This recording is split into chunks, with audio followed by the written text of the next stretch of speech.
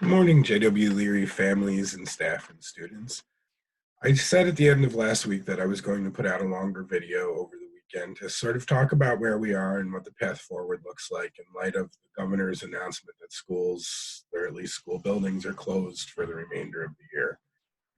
I'm going to take just a few minutes this morning to walk you through things I know, maybe answer some questions you have, and let you know where we're at. So, as we go forward, before I talk about anything else, and forgive me, I'm going to have to move myself around a bit on the screen. I want to be very clear about the fact that the school building is what's closed. Don't ever mistake for a minute that school is closed, because it's not. Um, we're devastated at the junior high to know that we aren't going to get to see our students under the roof of the building again. But that does not mean for a second that we're not going to be working hard for our students for the rest of the year this year. As a matter of fact, if I'm being honest, and maybe it's appropriate to say this because this week is Teacher Appreciation Week, our teachers and staff are working as hard as they've ever worked in their lives, coming up with lessons and plans and remote instruction during this closure. I appreciate everything everyone is doing, and I hope our families do as well, because um, the school building's closed. We're working as hard as we ever have for our students, and in often cases, it feels like we're working harder because not only are we teaching, we're trying to figure out how to do all this technology right along with you and your students. So I wanted to be clear about that point from the start. But nevertheless, the school buildings are closed for the remainder of the year. I happen to be a parent too, so I know that there's questions about what that actually means. So I wanted to take a minute to talk about a few of those things. First of all, school continues. Um, you know, Teaching and learning does continue for the rest of the year, and I want to be clear about that. We'll still deliver daily lessons according to the AB schedule that I've talked about previously. I want to be very clear with parents and students alike that these grades for fourth quarter remote learning do count. They will get figured in. They will be in your overall average. And to be very clear about it, if you end up failing this school year, summer school is definitely still an option, and it will occur this summer. So if students are not successful this year, I don't want anybody to think that we're just going to kind of take a pass on the rest of this year and nothing matters, because that's not true. We expect our students to be checking in. We expect them to be doing the best that they can. We're creating lessons that are very doable. So we just need them checking in and doing the work. And if they don't, they could very well be looking at summer school this year, which is nothing anybody's going to want. Certainly, let's hope that some of these restrictions are lifted over the summer. And I'd hate to have families having to deal with summer school when we're finally getting some chance, hopefully, to get out and be in a larger world than just our houses at the end of the year. There are some questions that need to be answered still. We need to talk about how the fourth quarter rubric grades will convert into a grade that figures into their overall average. We have some ideas about that, but we haven't made final decisions, so I'll get back to you when we do.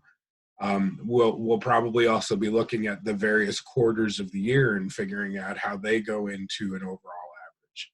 I don't think anybody would be shocked if we were thinking that the first 25 weeks of school, when we had the kids under the roof of the building and we were doing our normal school, may count for slightly more than the last 15 weeks where we were all doing remote learning. We've talked about that, but we haven't made any decisions. So again, that's something I wanted you to be aware of, but I'll follow up with you later. And really another thing that we need to talk about is when school actually ends. You would think you could go to a calendar and quickly pick that out, but there's some conversation that needs to happen about, the governor waiving the 180-day requirement and what that means and which days counted, and what about the spring break we missed and all of these kinds of things. So the end of the school year date is not clear. I mean, obviously it's sometime in the latter half of June, mid-June, or the latter half of June. But the physical end date we haven't decided on yet, and that's something I'll communicate with you about when I have it. One of the questions I get asked the most is, what about my kids' stuff? We're well aware that your kids' stuff is still in the lockers. a little worried about what might be growing in some of those lockers at this point. But I want to let you know that we're aware of it and we're developing plans for how to get stuff back from both their regular locker and their PE locker.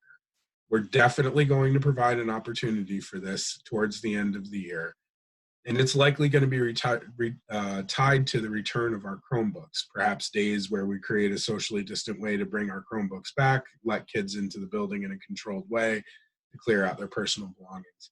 I just want everybody out there to know that we know it, we're thinking about it, we just haven't come up with a final plan on it yet. I wanted to do a quick note for the parents of our kids that are accelerated in earth science and or algebra.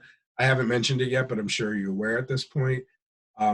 The Regents exams for both June and August are canceled. So what that means essentially is your kids are never going to have to take those 2 Regents exams. Those exams will be waived as they move through their high school career, so that won't interfere with their graduation or anything. They'll get credit for the class, and the class average and grades will be determined by their coursework. So I just wanted to make sure that our accelerated parents knew what the final answers were with that. I also wanted to talk a bit about end of the year stuff. We always do a big awards assembly at the end of the year. I anticipate we'll still do awards recognition at the end of the year, although it'll be different looking. We have yearbooks to distribute. That may well happen with picking up your stuff at the end of the year, but I wanted to let you know that we know that. We also have our transition program, our web program, which needs to select its new web leaders and figure out how we're going to do things going forward. All of these things are still going to happen in the background at the end of the year, and I just wanted to make folks aware of that. So the last question anybody could probably ask is, well, what about next year? And I don't really want to talk too much about that. Our governor has decided that we're closed for the end of this year. And if you watched his speech, he talked about things like reopening plans, and he mentioned school and social distancing. And you could make some speculations about perhaps maybe next fall looking different, but it would be premature to do that. I just want to let you know that myself, our staff, and our district are well aware of what's going on at the state level. We're in communication with the people we need to be, and we're going to do as we're directed by our state government officials. So we'll be paying attention and we'll be communicating as you need to know. But I really, at this point in time, wouldn't want anybody to be worrying too much about next year. I think we need to be worrying about getting through the end of this year. So that's all I have for you this morning. I hope I answered some questions. After you watch this video, by all means, you can get a hold of me at school. You can call my school phone number or my email. I'll be able to help you in any way that I can.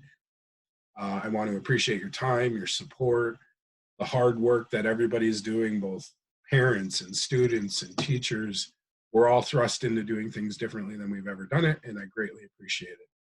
That's all I have for you today. I hope this helps explain some things and answer some things, and let me know if you have any questions, people. Thanks a lot, and have a great day.